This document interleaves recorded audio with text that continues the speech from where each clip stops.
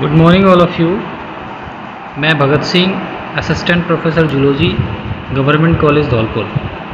मैं आपको BSc part 3 का पेपर फर्स्ट कोऑर्डिनेट जूलॉजी को पढ़ा रहा हूँ। स्टडी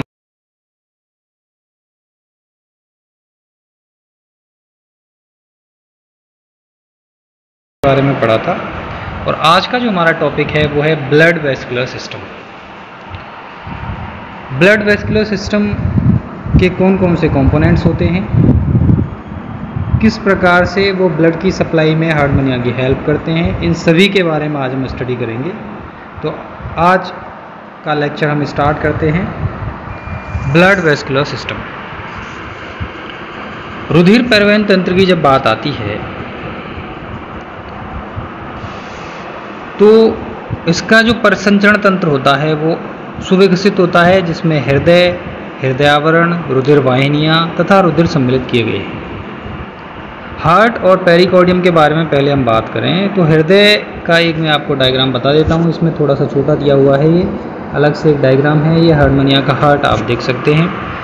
यह हृदय लंबा, पतली दीवार युक्त तथा श्वेत रंग की संकुचनशील नलिका समान संरचना के रूप में पाया जाता है। इसका ट्यूबुलर हार्ट होता है। कोई ऐसा विकसित प्रकार का हृदय नहीं पाया जाता, नलिका रूपी होता है जो पेरिकार्डियम के अंदर बंद रहता है। हृदय अपनी पूरी लंबाई में एक पतले संयोजन द्वारा इसके ऊपर एक आवरण पाया जाता है जिसे कहते हैं पेरिकार्डियम। यह पेरिकार्डियम के अंतरावलन से बना होता है। नलिकाकार रचना दोनों सिरों पर खुली रहती है तथा रेखित पेशियों से बनी पतली भित्ति की संकुचनशील नलिका होती है। हृदयावरण एक लंबी, असंकुचनशील एवं पारदर्शी नलिका समान रचना होती है। यह 7 सेंटीमीटर लंबी और लगभग 3 मिलीमीटर चौड़ी होती है। शरीर में ये एंडोस्टाइल एवं यकृत के दाहिने पिंड के कह सकते हैं हम नीचे स्थित होता है ये हृदय, तथा यह दोनों सिरों से बंद होता है। देह में यह अधर पृष्ठ स्थित होता है। हृदयावरणीय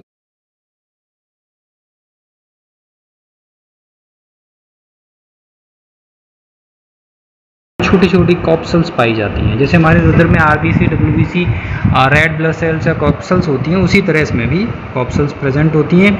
हृदयावरण की अगर हम पेरिकार्डियम की बात करें तो इसकी मोटी भित्ति संयोजी ऊतक से बनी होती है जिसमें रक्तपात्र होते हैं। तो इस डायग्राम में आप देख सकते हैं क्लियरली, यहाँ पे ये ट्यूबुलर हार्ट ये दिखाया गया है और इसके ऊपर जो आवरण है ये पेरिकार्डियम का आवरण है जिसे हृदय आवरण कहते हैं, ये वाला हृदय आवरण। और ये पूरा हृदय नलिकाकार रूपी रचना में बटा हुआ है। जैसे हम हायर कोऑर्डिनेट में पढ़ेंगे, जब आगे हम पढ़ेंगे तो वहाँ पे जो स्पेस पाया जाएगा, हार्ट की जो डाइवर्सिफिकेशन पढ़ेंगे, एट्रियम, वेंट्रिकल, बहुत सारे वाल्व पढ़ेंगे, यहाँ पे ऐसा कुछ भी नहीं है, केवल ट्यूबुलर हार्ट है। और आगे की ओर ये वेंट्रल एरोटा आपको दिखाई दे रही है। सब एंडोस्टाइलर टेस्ट वेसल्स ये इससे आगे की ओर निकली हुई है। ये कनेक्टिंग फ्लैप है, हृदय और हृदयावरण को आपस में जोड़ने वाला एक फ्लैप है जो आपस में जोड़ता है इनको। तो ये था हार्मोनिया का हृदय का चित्र, जिसमें ट्यूबुलर हार्ट को बहुत स्पष्ट तरीके से दिखाया गया है। और जो हृदय होता है वो मुक्त रूप से गति करता है, रक्त प्रवाह को संचालित करता है इसमें। अब हम बात करें रुधिर वाहिनियों की, तो इसमें रुधिर वाहिनियाँ मुख्य रूप से हम वेंट्रल एरोटा की बात करते हैं जो इस डायग्राम में भी दिखाई दे रही है। यह हार्मोनिया के रुधिर परिसंचरण तंत्र में पाई जाने वाली सबसे बड़ी रुधिर वाहिनी होती है जो हृदय के अधर सिरे से निकलती है। यह माधवनी ग्रसनी के दीवार में एंडोस्टाइल के नीचे, जहाँ पे हमने फेरिंग्स रीजन में एंडोस्टाइल बताई थी, उसके नीचे पूरी लंबाई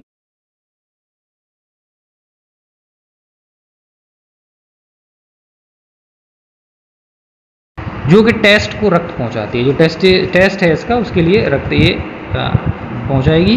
यह एंडोस्टाइल के सहारे चलते हुए एंटीरियर और पोस्टीरियर हाइपोब्रैंकियल ब्रांचेज में विभाजित हो जाती है। आगे जाके ये डिवाइड हो जाएगी। तो ये थी वेंट्रल एरोटा। अब बात करते हैं हम डॉर्सल एरोटा की। यह रुधिर वाहिनी ब्रैंकियल कोश की दीवार में जो डॉर्सल लेमिना है उसमें ग्रसनी की पृष्ठभित्ति में उपस्थित होती है। यह हृदय से जुड़ी नहीं होती, परंतु 5 से 7 जोड़ी ट्रांसवर्स वेसल्स इससे निकलती हैं, जिसकी अलग अलग शाखाएं हार्मोनिया के पूरे शरीर को रक्त का वितरण करती है। इस प्रकार से इसमें और दूसरी वेसल्स भी पाई जाती हैं जिनको हम कह सकते हैं branchiovisceral vessels, cardiovisceral vessels, median dorsal branch इनकी उपस्थित होती हैं। इस तरह से ये रुधिर वाहिनी भी इसमें स्थित होती हैं जो कि ट्यूबुलर हार्ट से जब रुधिर पंप होता है तो उसे पूरे हार्ट मनिया के शरीर को वितरित करने का कार्य करती हैं। अगली स्लाइड में हम देख सकते हैं, यहाँ पे ये ब्लड वेस्कुलर सिस्टम की एक स्लाइड दिखाई गई है। आप देखिए इसमें heart lies encloses a tube called pericardium. It lies embedded in the mantle on the right side of the body below the right gonad. Pericardium is filled with the pericardial fluid. पेरिकोडियम के चारों तरफ एक fluid और एक तरल पाया जाता है जिसे पेरिकार्डियल फ्लूइड कहते हैं। Heart is a contractile, has no wall and pear shape body, influences the flow of blood. तो हार्ट कैसा होगा, इसका कॉन्ट्रैक्टाइल होगा, संकुचनशील होगा, पियर शेप स्ट्रक्चर होगा और ये बॉडी में पूरी बॉडी में ब्लड का फ्लो को ये डिसाइड करेगा। आगे आप देख सकते हैं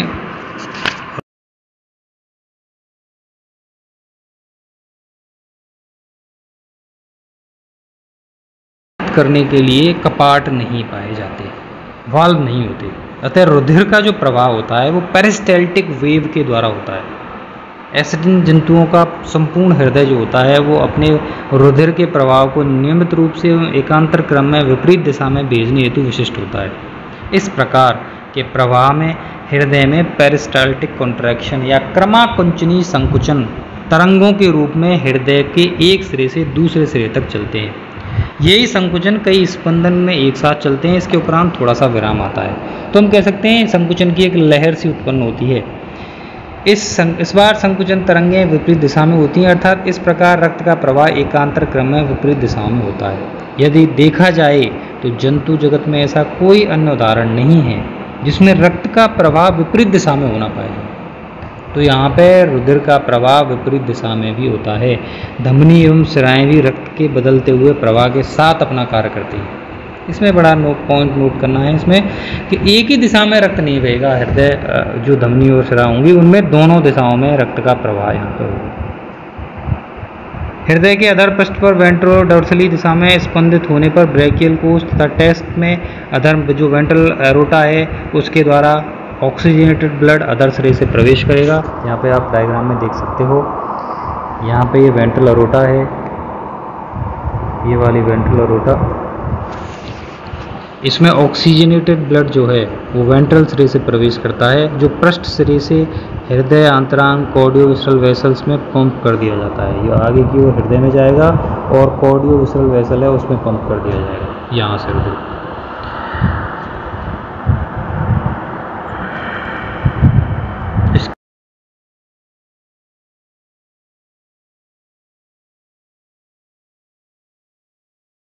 यहाँ पे हम देख सकते हैं कि रुधिर का प्रवाह कहाँ तक आ गया है, डोर्सल एरोटा तक आ गया है। हृदय से विपरीत दिशा में डोर्सल एरोटा में अब स्पंदन होगा और स्पंदन होने से आंतरांगों में हृदय आंतरांग वाहिका या कार्डियोविसरल वेसल के द्वारा इसको पूरे आंतरांगों में प्रभावित कर दिया जाएगा। यहाँ से ट्रांसवर्स ब्रांचेस हैं दोनों साइड में, ये वेसल्स हैं ट्रांसवर्स ब्रांचेस ऑफ वेसल्स, ये दोनों साइड में रुधिर को ले जाएंगी और रुधिर का प्रवाह दोनों दिशाओं में ही दिखाया जा रहा है यहाँ पे। तो आप देख सकते हैं ब्रैंकियल और टेस्ट को यहाँ से जाएगा और फिर दोबारा से वेंट्रल एरोटा को पहुँच जाएगा। इस प्रकार से मुख्य रूप से दो रुधिर वाहिनियों को हम यहाँ पे देख सकते हैं। एक तो यहाँ पे है डोर्सल एरोटा और दूसरा है यहाँ पे वेंट्रल एरोटा, ये वाला वेंट्रल एरोटा। तो दोनों ही यहाँ पे ये हृदय के परिवहन में सहायक होती हैं। इस प्रकार अब यह रुधिर ऑक्सीकृत हो जाता है और ऑक्सीकृत रुधिर जो होता है वो डोर्सल एरोटा द्वारा संग्रहित करके ब्रैंकियोविसरल वाहिनी जो होती है उन्हें पुनः अंतरांगों में वितरित कर दिया जाता है। आंतरांगों में अशुद्ध रुधिर हृदय आंतरांग वाहिका द्वारा संग्रहित करके पुनः परिसंचरण चक्र प्रारंभ करने हेतु हृदय में लाया जाता है। इस प्रकार से हम देख सकते हैं ये है हार्ट मनिया का हृदय परिसंचरण तंत्र, ब्लड वेस्कुलर सिस्टम। बात करें हम ब्लड कॉप्सल्स, जैसे हम पढ़ते हैं कि रुधिर में हमारे रुधिर में भी विभिन्न प्रकार की रुधिर कोशिकाएं, रुधिर कणिकाएं स्थित होती हैं, उसी प्रकार हार्ट मनिया के शरीर में भी विभिन्न प्रकार की ये सेल्स पाई जाती हैं, ब्लड कॉप्सल्स स्थित होती हैं। इन रुधिर वाहिनियों तो हार्टमनिया का जो रुधिर होगा वो हल्का लाल, पारदर्शी, समुद्र जल की अपेक्षा हाइपरटोनिक होगा। अपनी जो ऑस्मोलैरिटी को मेंटेन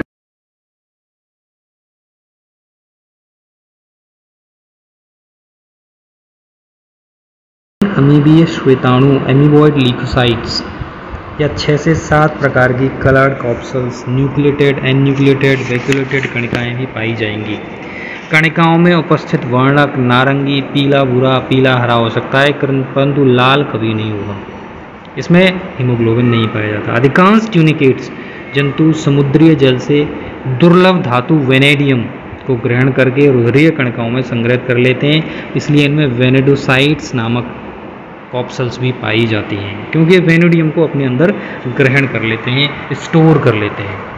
तो आप देख सकते हो ब्लड वेसल्स की अब यहाँ पे बात कर रहे हैं, तो यहाँ पे signet cells, orange cells, green और morula cells, compartment cells, eosinophils, lymphocytes, macrophages, nephrocytes, ये सारी ब्लड सेल्स भी हार्टमनिया के ब्लड वेस्कुलर सिस्टम में प्रेजेंट होंगी, जैसे कि हमारे ब्लड में पाई जाती हैं। तो आप देख सकते हो कि यहाँ पे कोडेड के कैरेक्टर आपको स्पष्ट रूप से दिखाई दे रहे हैं। बात करते हैं हम ब्लड वेस्कुलर सिस्टम यहाँ पे कंप्लीट होता है। तो इस ब्लड वेस्कुलर सिस्टम में हमने 3 कैरेक्टर्स आपने स्टडी किए। यहाँ पे आप देख सकते हो, सबसे पहले हमने हार्ट को पढ़ा, हार्ट के बाद ब्लड को पढ़ा, और ब्लड के बाद इसमें पाए जाने वाली वेसल्स को पढ़ा। हार्ट, ब्लड और वेसल्स। हार्ट के बाद हार्ट की जो प्रकृति होगी वो कैसी होगी? ट्यूबुलर हार्ट होगा, कॉन्ट्रैक्टाइल होगा, पेरिस्टाल्टिक वेव्स प्रेजेंट होंगी हार्ट में। ब्लड में बहुत सारी कॉप्सल्स पाई जाएंगी, उसमें किसी भी प्रकार का पिगमेंट नहीं पाया जाएगा। और विशेष बात हमने पढ़ी कि यहाँ पे वेनेडियम को स्टोर करने वाली